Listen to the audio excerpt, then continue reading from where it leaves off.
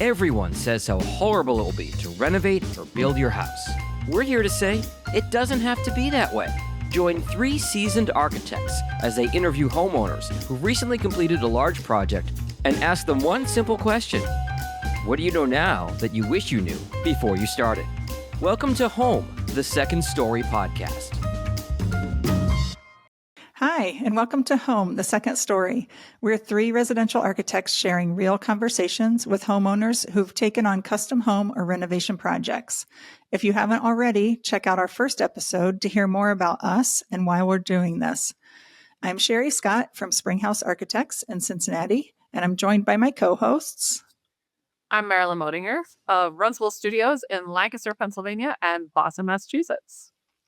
And I am Taylor Davis from TPD Architect in Birmingham, Alabama. And we are recording this in the midst of the holiday season. Today is December 2nd. And so we are in the throes of the Thanksgiving, winter holiday, New Year's extravaganza. And we thought that it would be fun to talk, well, maybe not fun, but mostly fun, to talk a little bit about the holidays and how that impacts what we do as residential architects, both in terms of construction and thinking about people's houses and how they think about their own houses during the holidays. So we wanted to talk between us. We're also going to loop in our mysterious producer, John, at the end of the episode as we talk a little bit more about holiday traditions. Let's get moving. Let's talk a little bit about the gift of time, which seems to be in short supply over this season, as we all experience between projects wanting to wrap up, projects wrapping up, and the days are short too. It gets dark at like 2:00 in the afternoon. So time really is a big question, I think, for everybody here. So let's talk a little bit about time. How does timing impact the holiday season, or how does the holiday season impact timing for y'all? Well, I think one of the big things, and by the way, I would like some credit if anyone's watching on YouTube for my Christmas lights. They're like forming a halo over my head right now. Very festive. Angelic and very festive. No. I think timing wise, there's a lot of things that go into it. So if you are contemplating a project, you want to get it started well before the holidays. So the joke in sort of architecture circles is that people will call us in January or in July and say, hey, we want to do a big renovation. We want to build a new house, whatever. And we want to be in by the holidays. And we say, great. So in 2 years? The holidays in 2 years? And they're like, no, the holidays that are in 5 months from now. And that's not going to happen. So I think being realistic about how long a project takes, and understanding that being in before the holidays does take a lot of advanced planning. Not only the length of the project, but trying to finish something right up against the holidays is just so incredibly stressful. Yes. People are taking off time. You want your contractors to be happy on site and to be, and, you know, they want to take time off too. And so at that point, at that pressure point where it's very hard to finish any project, then you add all of those stressors on top of it. It's really, can be incredibly frustrating. I also think there's a lot of competition for that work around this time of year. And it's coming from like people who have big projects. So I'll take the example of like wallpaper and paint. Everybody decides they want to like re-wallpaper their powder room right before the holidays. Well, that wallpaper person has got 50 other people who also want to re-wallpaper their powder room right before the holidays. So even though it's a small project and you think, oh, this won't take but a week, you got to realize there's a very few number of people that do that and a whole lot of people who have your same brilliant plan, which is not a bad plan. It just means it may need to happen in February, like Marilyn said, for next year, as opposed to December, the first week of December. Just like in all realms, time slows down over the holidays. So everyone's now we're finding it's basically a week at Thanksgiving. You're not really doing meetings or doing stuff like that whole week. And then whether you're talking about contractors, doing estimates, you're talking about permits at jurisdictions, basically they're sort of checked out after about December 15th. So you really when you're in mid-November, you're basically at the end of the calendar year. That means that if you're trying to get a project started or get something rolling, you need to be thinking about that September 1st, October 1st at the latest to kind of get in. So people are quite surprised how much time is lost. So you might say, oh, well, I gave the contractor my project to estimate on December 10th. He should have it back to me before the holidays. That's not going to happen. And in fact, it's going to be January 10th if you're lucky, because that isn't a full 4 weeks, right? Like you are off. And so is the, so is the building department, so is the contractor, so is everybody, and everything just slows down. So it's not a bad thing. Everyone should have a break in the holidays, but it's just important to keep that in mind as you're planning. And I'll say, though, there is a flip side to this, which is it is a good time to be planning your project. It is a good time to be thinking about your project. So while it may not be the right time to call the wallpaper hanger, it might be the right time to call your architect, because if you are in the process of entertaining and kids coming home and being in the house or them bringing guests home, I'm speaking from my personal purview, and it may become very clear to you, these are the things that aren't working very well right now. So while the expectation shouldn't be that you're going to get a new kitchen in by January 1st. The expectation might be you can sit down with your architect and come up with a list of things that you've noticed over your time over the holidays that you really want to be thinking about for your upcoming project. So it's actually a really good time to have those conversations.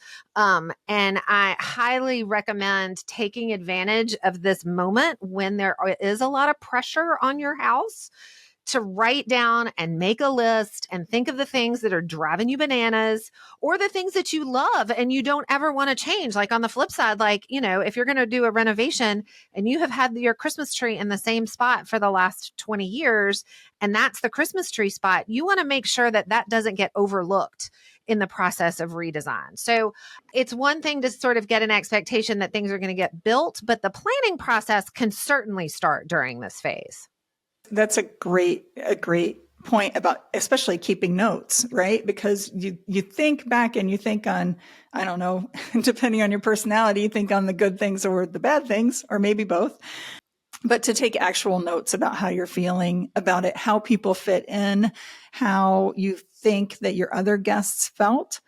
And I was going back thinking of a few weeks ago, we posted an interview where the homeowner did a heat map of his existing house. And maybe you could use that philosophy with having guests over too. Like, where does everybody stand? We all know they're in the kitchen, but where would you rather them be? Where do people hang out for the after party? The people that stay late. And do you want them to stay late, or do you want to shoo people out? There are just so many things that you could learn when you actually pay attention with that in mind during all of the things you're doing in your house. I agree. And I think what can be useful as well, and I offer the service a lot to homeowners, is that initial consultation that you have before you actually decide what the project is. A lot of times homeowners, I think, feel like they have to come to their architect with the project figured out. We want this. We want to expand our kitchen. We want this addition. We want another bedroom. We want to fix the bathroom and move it over here. And you can certainly do that, but that's not necessary. We're actually here to help people figure that out. So if you just come to your architect with a list of oh my gosh, this completely drives me crazy, and here's these 20 things, and I don't know how to solve this, that's exactly what we're here to do, right? Is to help solve things. And on the flip side, the good things too. So I think keeping a list of that, and it can be helpful to actually meet with the architect in advance of that, so that the architect can help you, or the interior designer, or whatever, can help you think through hey, pay attention to these certain things over the next whatever, because there's a whole series of holidays. I mean, we just came off of Thanksgiving, when we're recording this, we're headed into more holidays. And so you're in that mindset. But I think this is also one of the reasons why another time-honored tradition in residential architecture is this is why we get a lot of phone calls from people in January, right? Because everyone's like, oh my gosh, I just lived through, all the holidays and whatever. And now And I don't put want away to do all the that again. decorations. I'm Right. burnt out. January is this quiet month. New Year's resolutions, all that kind of stuff is happening. Dry January, whatever. And it's time to like kind of take stock and figure out and plan your year. And so that often, I mean, that happens to you guys too, right? Like in January, all these people start calling and you're like, I know what just happened to you. You've been Yeah, through the holidays. absolutely. Yeah. And it is like a look forward at the next year, right? And what are we going to do this year, and thinking through it and think, oh, I'd really like to be in a new home by this time next year, or a big renovation, or whatever you're thinking. Our little project definition service, which is kind of that initial consultation, but a little bit bigger than that. That service has been a Christmas gift to several of our clients. So people have given that as a present to their spouse or to their parents or to whomever. And so we're lined up in January, ready to go. And it's a very thoughtful gift, actually, to be able to sort of say, look, we know your house is driving you bananas, and we're going to give you this gift to give you some options for some solutions. Question who pays for the rest of it is, I'm sure, a giant question mark. And most people who receive that gift's mine. But nonetheless, it does make a great little gift if I'm going to give a plug. And I do think that January is the month that everybody's inquiries go through the roof. Contractors get more inquiries in January. We get more inquiries in January. Interior designers get more inquiries in January. Podcast producers do too. Podcast. Nice. Did we call you in January, John? I don't remember. I remember it was like July or August. And we are very grateful for that gift. Pleasure's been all mine. Is there anything else about timing that we think is important around the holidays? What should homeowners be thinking about? We mentioned it briefly before, but I think lighting around the holidays, especially when it gets dark at, like I said, 2:00 in the afternoon, like how are you functioning in light? I have a daughter that lives in Seattle. She has to have one of those little light boxes that she keeps on during the winter months. So I think one of the things that time really impacts around this season, because it's dark, is your lighting. And you can tell really quickly you're using that artificial lighting for more hours during the day than you would the rest of the year. So that's something that people come to us and they'll be like, our house is really dark at Christmas.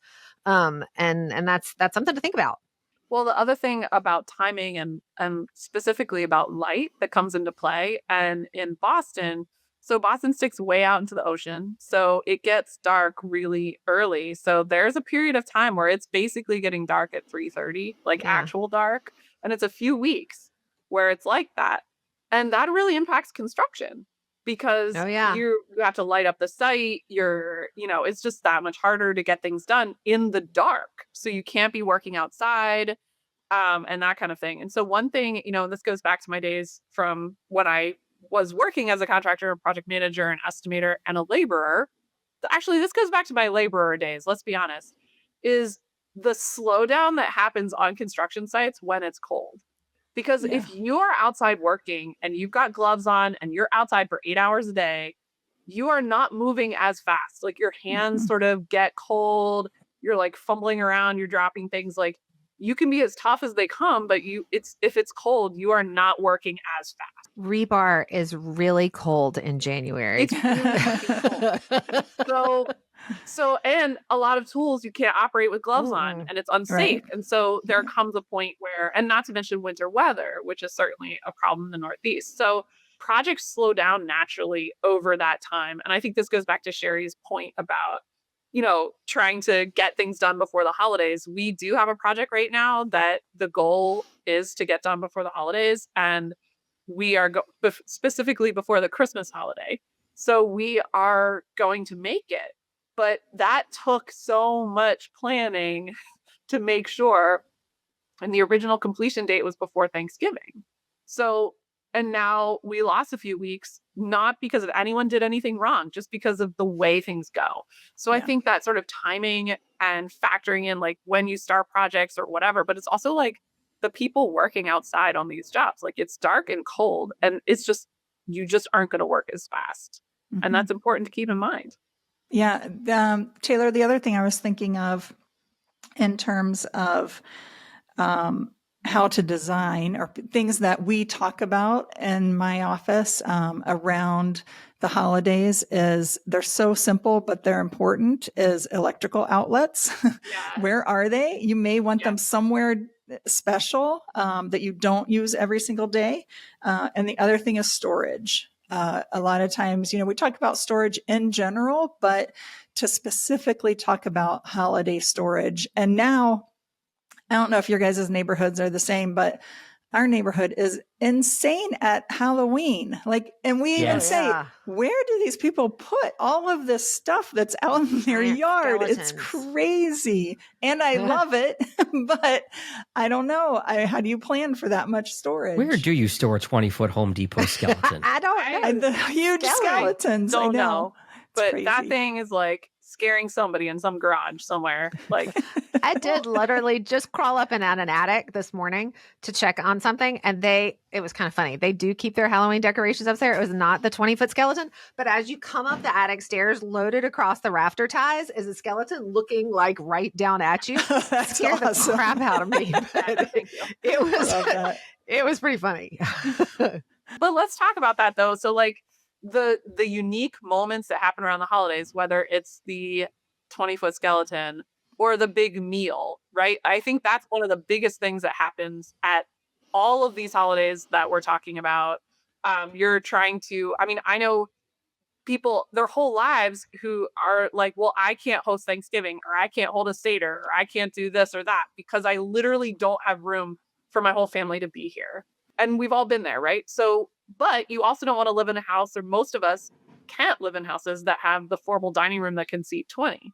So, how do we help our clients? I think, this is a constant question. How do we help our clients kind of navigate the big meal, right? Mm-hmm. And all the guests. Mm-hmm. I know that's something we're dealing with. My wife and I are moving later in December, and our house has gotten older and we can't host anymore. We're really looking forward to in 2026 being able to host family dinner for 15, 20 people. We miss that. Yeah, that's right. So I think there are two approaches to hosting. This is I'm going to take on a very general and make lots of assumptions about most people in the world in my doing so. But here I go. Buckle up. So I think there are people, and I count myself in this, who like to have enough room for everybody to be at the table. No kids table? It depends, but generally for most of our family events, we have tried to get everybody at one table. It's a big table, but everybody around the table. The other way, which my great aunt did for years, was she served off of the dining room table and put card tables literally all over the house. And everybody sort of rotated tables depending on where they were. And you could either be in the TV room, or you could be in the basement, or where the kids could be back in the formal living room, or whatever it was. And so it was a more sort of disseminated approach to the seating of people. Now, the house itself was always big enough to hold everybody, and everybody gathered around that big dining room table to feast off of everything from, we eat ambrosia down here at Christmas time, and eggnog that is heavily spiked with really good bourbon. But other than that, that was sort of the approach to it. So I think that's a question to ask yourself. If you were that may impact the way you space plan. Are you comfortable with the kind of spread out entertaining, the spread out seating, or do you want everybody around the table? And I think there really are sort of two different ways of thinking. I'm sure there are more. I'm generalizing it to two different ways of thinking about that. Yeah, I was going to say there are so there's many probably more, lots more. right? I know there's more, but and I will share, not to downplay that at all, Taylor, because that is a lot of people. When I host, and we specifically don't have a meal because we don't have seats for everybody. So we do, everybody sits on the couch and has their plate in front of them. And some people go get two things and some people go get a whole plate of things. And, it's just very, very casual, which is, just another option to do it. But I do want to share an integral moment in my life. We were, attending church at the time, and we were in our 20s, young 20s, early married. And we wanted to join this dinners for 8 that the church was doing. So 8 adults would get together and go to each person's house for a different dinner.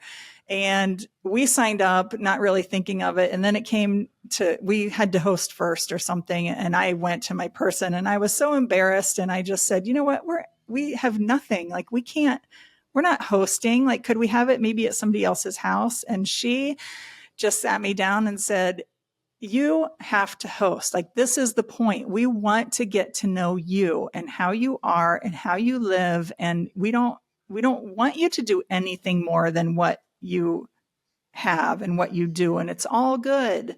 And we hosted it. It was so fun. I think we ordered in pizza from like Domino's. It was not about the food, right? No. It kind of brings me back because we do typically large houses, if not large, then very nice houses and high end stuff. And like, it just brings me back to, it doesn't even take any of that to have holidays and to host people. Doesn't. That's right. I'm really glad you said that too, because I feel like some of my favorite holiday memories, whether growing up or visiting friends and family, is sort of being totally squished around the table. Right. There's like not enough room. And if you have to get up to go to the bathroom, 3 people have to get out of their seats to let you out. And that sweet time my great grandmother had too much sherry and kind of sunk under the table and nobody recognized it until about 10 minutes later and she was halfway down the chair. Yeah. And I love that. And I think there's something really special about that. And we've, the idea of hosting 20 people can happen even in a very modest space, even in a very small space. And we do a lot of, higher end projects and stuff in the Boston area that are small spaces because. Right. Yeah. You have a great perspective of that. Yeah. Yeah. And so we've done all kinds of things from like special fold out tables with chairs that hide in the closet, like in the special cubby. Like we've done everything from that to like, just acknowledging that, when there's a big meal happening, there's going to be 6 people around the table. There's going to be 4 people at the island, but it's really close and you're all just going to be yelling and having a good time. Yeah. And I think at the end of the day, like I want to get into some more strategies here about like how to actually set up for entertaining and all that. And we'll talk about that. But I think the underlying thing here is like your house is already wonderful as it is to bring people over and have people in your life. Don't be intimidated. We're not here being like, the 5 things you absolutely must buy before you can have people over. Like, okay, pizza and paper plates. Great. Like now you're done. All good. Yeah. After that point, it's about what kind of the way you want to set things up and the way that you'd like to entertain people. It sounds like what you're saying, Marilyn, is it's not about the house. It's about the home. That's right. Very nice, John. How Hallmark. It's true. It's totally true. It's absolutely true.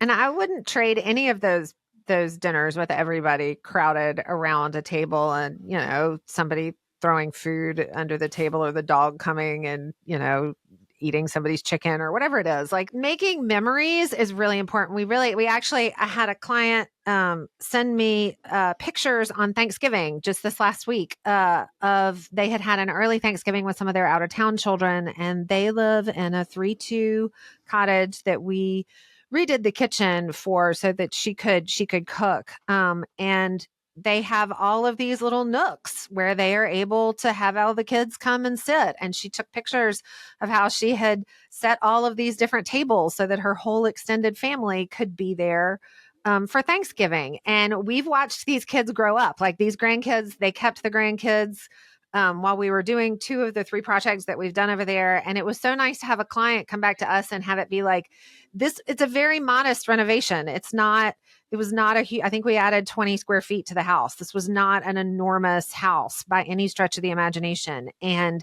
it serves what she wanted it to serve, which is a place where she could have her family come and stay. Now, she was cooking out of a much smaller kitchen before that within the same footprint. And so this all worked out. But it was such a lovely thing to get as an architect because what I could see on the backside was that our efforts and working through COVID and working through other projects had really sort of yielded a project that really, really worked specifically for what she wanted it to work for and be able to see her kids and her grandkids and have them all gather for the holidays. And it really sort of warmed my heart. I loved it very much. It's very appreciative. That's great.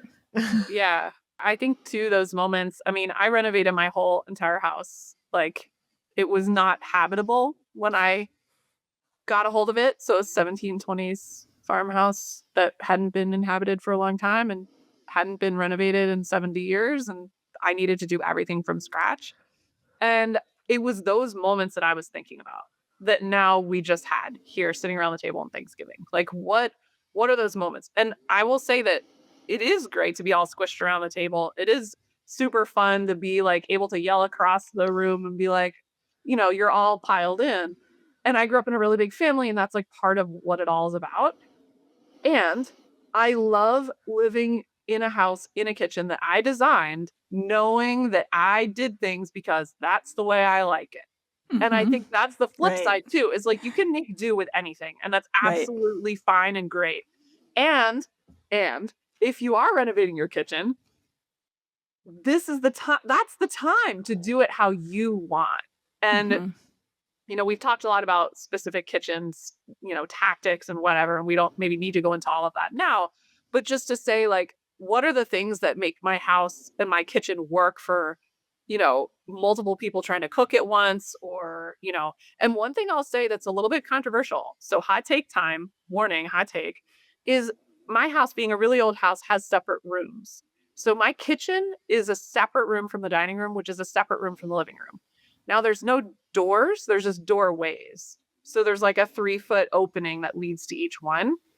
But that means that something wonderful happens on holidays, which everyone is in the living room and not under my feet when I'm trying to finish up the meal. That is nice. That lasts like 45 minutes of like, Yeah. and then I have a separate area where the drinks are. So if someone needs to get another glass of wine. That is the critical point. That right there.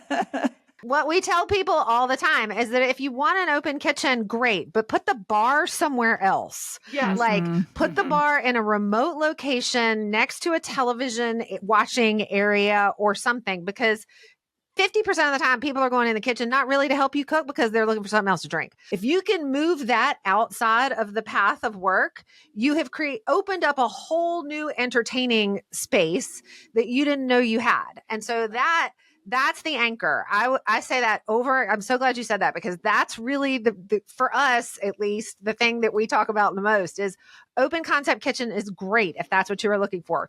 But God, do not put the bar back next to your stove when you're trying to cook. Put it somewhere else. And that works in any time of the year. Yeah. So we, at my house, we have an open kitchen, open to not the dining room, but the like kitchen table, and then open to the family room. And day in and day out, we love it. We love those 3 rooms being totally open, no walls, no nothing. It's perfect. But then when we have a party, the only thing that bothers me about it are the dirty dishes. There is nowhere to get the dirty dishes away from the smaller island that we have, and we're putting out food and all of that, and dirty dishes are piled up over here. And I don't even really care if people see them, but it's just kind of gross and splashing water. And I don't know. That's the one thing that I think if I were to design my own house, which I'm not sure I ever will, because I think it's hard. Too many stories. I think that I would probably design something that I still loved to live in every single day. That takes 90% of the design solutions and decisions. But then that other 10%, if we can bring that in to where we do host, not necessarily just the holidays, but any guests that come over, if there's one thing that really bothers you, then maybe we can find a solution for that. That's right. I will also say that there's such a thing as making a kitchen that's too big. And, especially if you like to entertain and that includes you cooking and preparing, then having that space be too big and having too many doors and too many things to open and close and too many drawers and too much stuff and it's all spread out. So, thinking about how you actually like to cook, that's not going to magically change when the holidays come around. Like your personality isn't going to change. I think that's an important thing too. And regardless of what a bunch of people are telling you to do, the most important thing is to know yourself and to know like, the things that that you always wish you had or that you want to support. And, if that means having a separate wine fridge, great. If you don't need that because you don't drink wine, who cares? Then don't have it. You don't have to do any of these things. It's just about you, and how you like to entertain. Yeah. So another thing that we do every other year at my house, I host a whole family gathering that's like, I don't know, 25 or 30 people. And everyone's in every room because there's too many people to only be around my small island, which is great. But Taylor, going back to what you said, for us, where the Christmas tree goes, my husband insists that the Christmas tree goes in the smallest room, which is the living room. And we love that room and it looks beautiful. The tree looks beautiful in there if we would just want to sit in there in an evening, or if we're coming downstairs in the morning and the lights are on. It's gorgeous. But during that party, when we do gifts, everybody wants to do gifts around the Christmas tree. So then we literally have 20 people crammed in that room or standing in the foyer, like looking into that room. And that is one thing that I would figure out a different place for the tree to be, and somehow solve both of those problems without having two trees, because I don't want to do that either. I don't want that extra work. Yeah, that seems like a lot. I have an undecorated Christmas tree in my family room right now. That's just, I'm saying the branches are kind of settling. That's kind of my Mine's excuse. half. I just half need to wait yeah. for it to settle. Well, one thing too that this makes me think of is seasonal gatherings. So entertaining at least in this hemisphere during the holiday season means that it's cold outside generally, or more cold than summertime. So there's less hanging out outside. And at least where I live, I have this massive patio that basically is the outdoor living room all summer. Like, we eat out there, everyone hangs out, like that's where all the gatherings are, that's where it is. And in the wintertime, it's too cold to sit out there. So this idea of like your entertaining might have seasonality to it, and how to work good point. those things. Yeah. But I also want to bring up something that's been coming up that's kind of trendy, and I kind of get irritated by trendy stuff, but this actually I think is something worth considering. So I want to get your guys' take as well. Is the sort of double kitchen. Mm-hmm. There's a lot of reasons to do two kitchens. So traditionally, a lot of people had like the canning kitchen. So around here, farm areas, you'd have a canning kitchen or a Nona kitchen.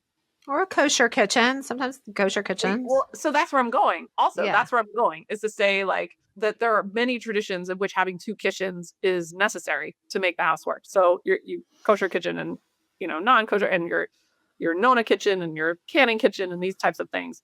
Now people are talking about catering kitchens or sculleries or things like this, where you have a place where the dirty dishes live that's different than the main kitchen. Right. And I think it's fun to look at. This is why I like to look at old house plans, and especially for like big old weird houses, because you see these kinds of things. You see a scullery that's separate from the kitchen. You see secondary kitchen spaces. You see this kind of stuff, because back in those days, people had help. That's not as common these days for most people. But I think the two kitchen thing is real for a lot of people, and isn't just about like the super fancy high end. It's actually a real need for a lot of people. Mm-hmm. You've done a bunch of them, haven't you, Sherry? We have. We continue to, and they continue to grow. They keep getting bigger and bigger. And it's always interesting to me. The ones I like the most is when we can design it for a function and it's truly functional back there, like typically open shelves, lots of open counter space, and pull out drawers, baskets, those kinds of things, and planning for all of those individual things. When I'm not super excited about it, still beautiful, but when it really is just a continuation of the kitchen where everything's behind high-end cupboards and it just really is another showpiece almost, and not a working kitchen. I like a working second, working pantry, I guess, is usually what we call it. where you can put all of those appliances and leave them out. And you can have a second sink and dump all the dishes in there. And sometimes we have a second dishwasher, not very often anymore. Now we're doing one, and actually they are seating 20 in a formal dining room. This is an amazing house that I am so lucky to get to be a part of. And we have a formal pantry where they are planning for caterers to come in and set everything up. And then the guests actually walk through that and do buffet style from the catering most of the time if they're not serving. But that has been fun to design just because it's so different. It's so different from the way most people live. And they actually do have a normal kitchen with a normal pantry on the other side of the house. So that's not their everyday situation. I hope I get invited to dinner. That's all I can hope. Do a good job, Sherry. Right. I know. Stay nice. Stay nice. I wanted to bring up my own personal soapbox about the holidays, which is a lot of times we're entertaining people of lots of different ages. So we have little ones and we have toddlers and we have elementary school kids and teenagers and we have parents. And a lot of times we have parents and grandparents and great grandparents. And I think there are some easy things that we can do to make sure that our homes are accommodating and comfortable for everybody who comes to visit. Electrical outlets are a big part of that. We don't want wires, especially at the holidays when people are lighting up trains and stuff on the floor. We don't want crock loose pots. stuff, crock pots. We don't want stuff that's like tripping hazard for people. The teenagers are all charging their phones. Yeah, teenagers are all yes. charging their phones. You've got people who are kind of running around willy-nilly. Everybody, 2-year-olds getting strangled by the cord or whatever it is. The grandmother falls. We really want to be careful about hazards that we can mitigate somehow. So cords are a big one. Holiday throw rugs. I've yelled at my mother several times about this. A lot of times don't have any kind of slippery backing on them, and they're really easy to slip and fall with. If you are thinking about a project and you're thinking about how you entertain generationally, think about having a bathroom that's accessible for someone who is in a wheelchair or with a walker. So make sure that that doorway is 36 inches wide, that it's easy to turn off and on the light. If there's a place, it doesn't have to be a full-on grab bar, but even just a shelf where somebody can have a place to sort of steady themselves. That's a really nice thing to think about. Good lighting. But you want to make it easy for people to come to your house and to enjoy your house. And that doesn't mean you need a closet for everybody's coats in Alabama where nobody's wearing a coat except for like 3 days of the year. But thinking about the bathroom and the kitchen, making it easy for somebody to get in your front steps, all of those things really come out in the holidays when you have all of these generations in the house together. So again, that's my own personal little soapbox. But if you are entertaining, remember those little things that might be a tripping hazard or might not be comfortable for somebody to use. So glad you brought that up because there's more to hosting than just the meal, the eating of the meal, the prepping of the meal. So, thinking about location of the half bath, for example, for accessibility reasons, but also like so that it doesn't open onto the dining room. Yeah. Yes, please. And a good fan in there. Even if if it doesn't really need a fan, but you put a fan in there for noise purposes, always put a fan. So that kind of stuff. And then also other elements of hosting, whether people are coming to stay with you. So guest room space and that kind of thing.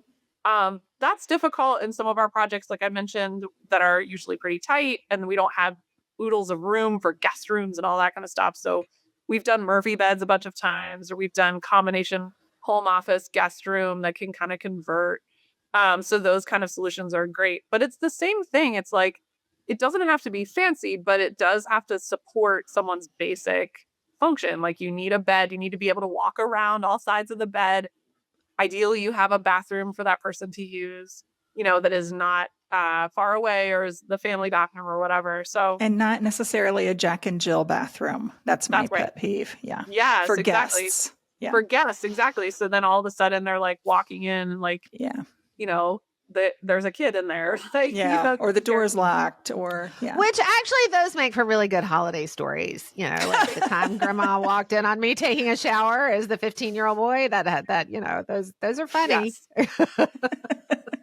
And then I was also going to say about like hosting people is when someone's coming to stay is the next morning, like that coffee and pastries and like kind of the quieter moments of hosting and having family time together and, having places where someone can read a book and snuggle up. And these are all kinds of things that, or watch the football game all together or whatever. Like, what are the things that the activities that you want to see happen? And then how do we make design that supports that? Sometimes it's really, really easy. It's like, okay, comfy chair in the corner by the sunny window, done.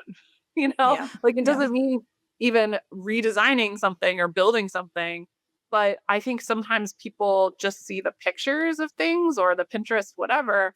We really need to think about how it actually functions and that every time you reach for something, that there's something that's there that you're like, yes, this chair, it's in the perfect spot. Or that grab bar or that whatever. All right, can I put John in the hot seat for a second? Because I want to hear about his new house. And now that we've talked about all of these things that are probably like in my own mind, I'm like, well, need to work on that in my house, or I need to be thinking about that in my next project. You're talking about this move that you have upcoming. What were some of the reasons that you made that move, and what's going to be easier about the holidays with this new move? Great questions, Taylor. So we are currently in a 900 square foot house where my wife and I both worked from home throughout COVID for 5 years and somehow still like each other. Yeah. Good. Congratulations.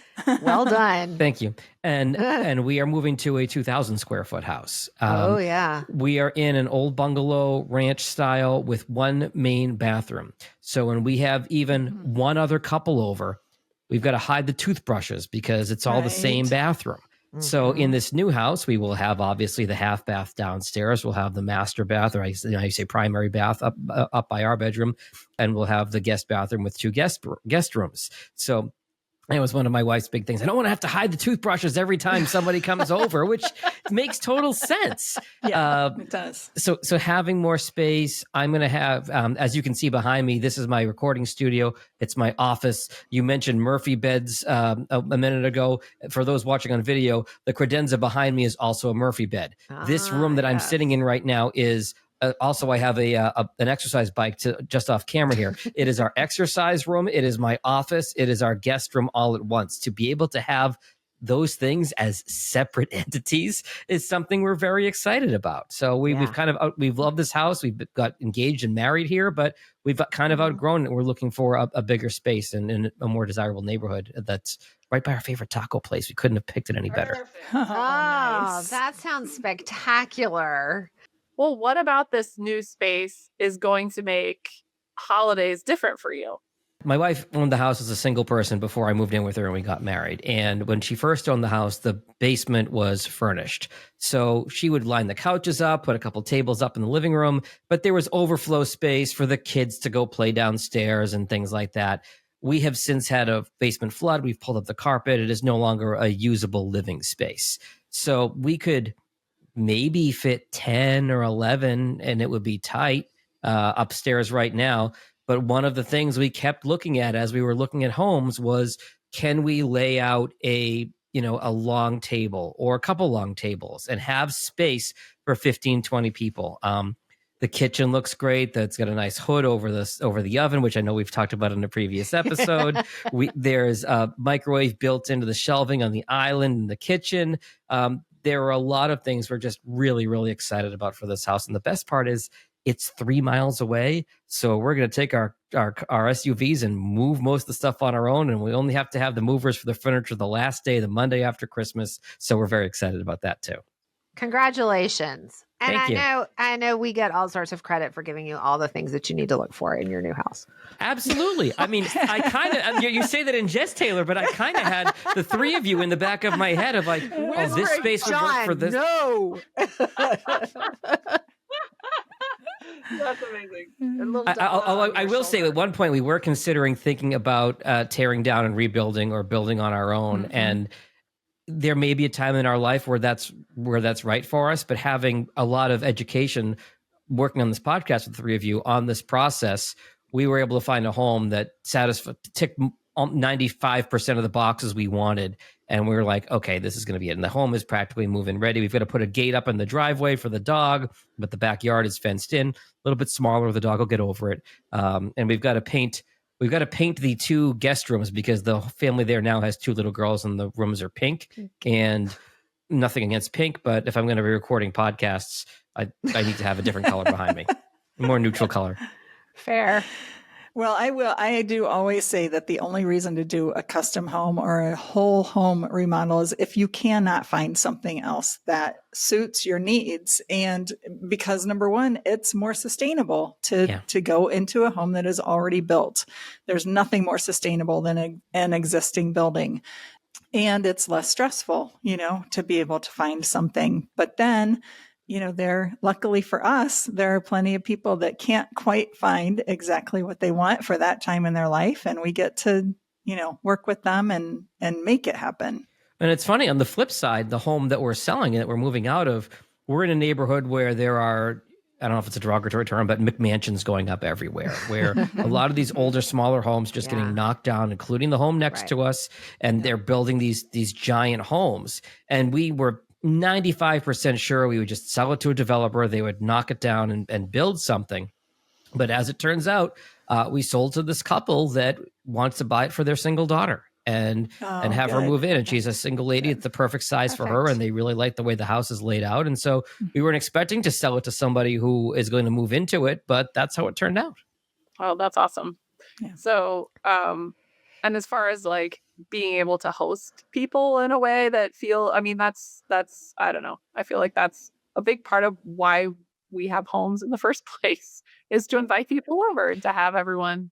This is how we knew we found the right home, because we were looking for 2 years, even since before I've been working with y'all.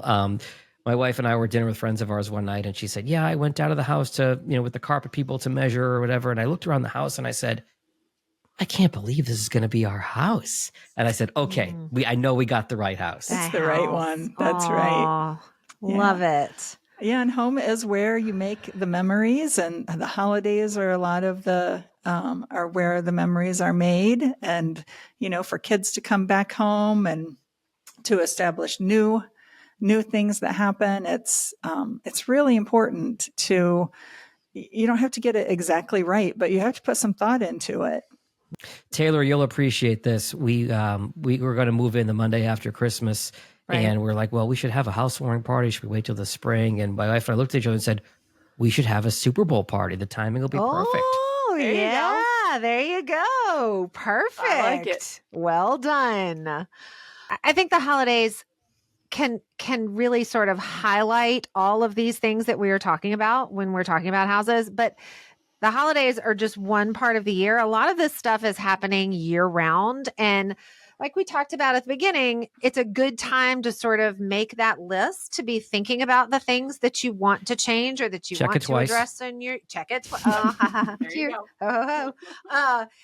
So if we're wrapping up the conversation, I think it would be fun for all of us to talk about the one thing that we would change about our own house related to the holidays.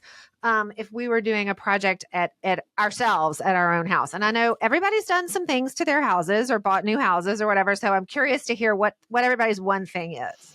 Or wait, what's the one thing you love about your house and the way it functions about the holidays? We can say both. One thing you want to change. Yeah, one that's good. We get like two. That. We're the hosts. We get two. Okay, go ahead. And then we can end on a positive. Yes. All right, I'll go first. I would change the size of my kitchen. It's too big. It invites too many people into the space. Mm-hmm. And when I cook, I don't like to chit chat. I don't want people underfoot. I don't want to cook. Cooking is not a spectator sport for me. Cooking is something that I like to do, and I'm very intentional about it. And if I've got timers going off, I don't want to have to be like coaching people through whatever. I would rather have a much smaller kitchen. I like that. I'm with you. That's why I did mine the way I did. Because that's what I would do. Except mine is already good. So here's the thing I would change. And this one, I'm like desperately trying to figure out the answer here. Is I need to have a half bath on the first floor. So there was no way to put it anywhere on the first floor. It's a small, weird, old footprint. And like, I would have to do an addition. And I've got drawings, I've got models. In the middle of the night, I wake up and sketch out new ideas. Like I've got a bunch of ideas for how to do a mini addition that's basically a mudroom. And I want to put a full bath. So I have a full bath on the first floor. Yeah, it's a good idea. While I'm at it, if it's an addition, because it's really important, as like my great aunt is like coming over and I'm like, I know she can't get up the stairs. That's just not acceptable. And everyone's getting older, including me, right? Like including all of us. And I had a cast for like 6 weeks last year and it was tough. Like I wouldn't have minded a first floor bath. So first floor, half bath. That's what I would change. So mine is similar to both. I have two. I'm gonna say two. One is accessibility into the house that Taylor brought up because my mom is handicapped. She comes in a wheelchair, and people have to carry her up the front steps to get in the house. And we make do, and it's family, and it's fine. But I wish it was easier for her. And the second thing, which I already mentioned, are the dirty dishes. I think if I just had a bigger island, which we already have it taped out with blue tape on our floor right now, if I had a bigger island, which I will confess, I did call my contractor a month ago, and he's like, no, not happening. Do as you say, not as you do, right, Chad? Yeah, exactly. I'm like, yeah, but I'm your friend. No. Still didn't work. So those are the two things I would change for the holidays. I think I kind of covered it in mine. The bathroom and the hosting space, which I am changing by moving. You are. Yeah. By moving, you've already done yes. it. Yeah. Just a day late. You're moving in the day after Christmas, right? Right.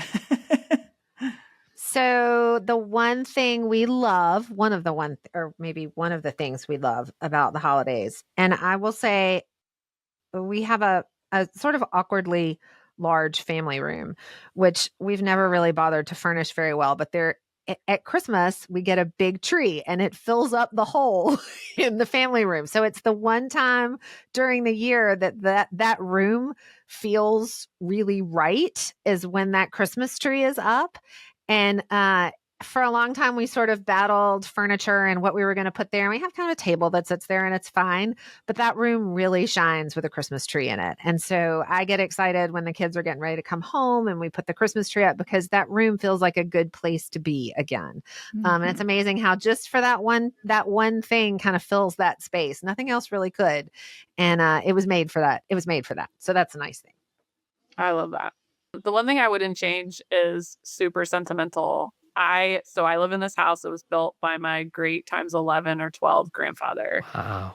And so like I'll get choked up right now, even just talking about it. Just having this house be filled with the 10th generation of laughter and telling the old stories and yelling and screaming and having fun, like in a good way, like fun and then the quiet moments, the sitting down to eat and sort of looking around and seeing everyone I love in the room and knowing that those walls have witnessed that for 300 years. Like it's a feeling like I cannot begin to describe adequately. And the house, so when I renovated it, I was trying to do everything I could to touch as little as possible, to retain as much as I could of that feeling and of that, so the house could be a lot more convenient in certain ways, but then I would be giving up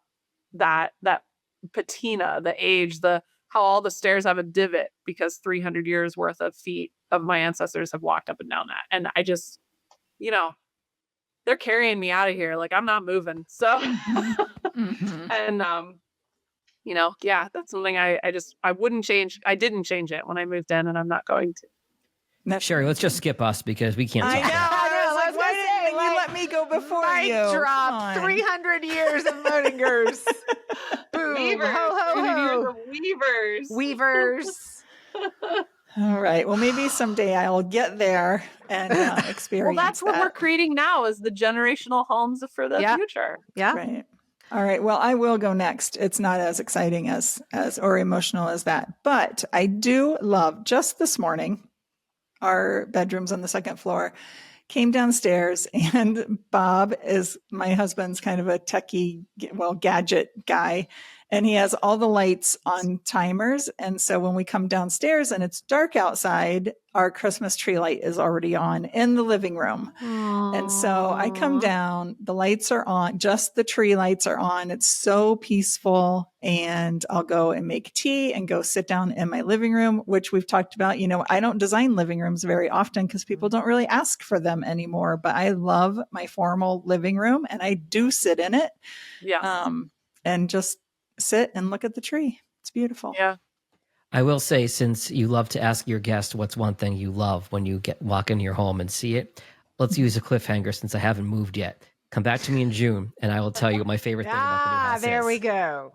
We will definitely Fair we will enough. circle back for sure. Fair enough. Perfect. And all the new memories and traditions you get to make. Thank you so much for joining us on Home, the Second Story Holiday Edition. If you'd like to come on the show and share your story, email us at admin@htsspodcast.com.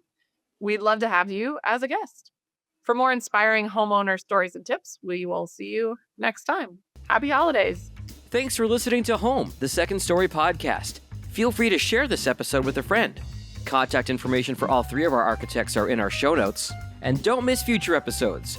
Follow or subscribe to our show for free in Apple, Spotify, YouTube, or wherever you're listening right now.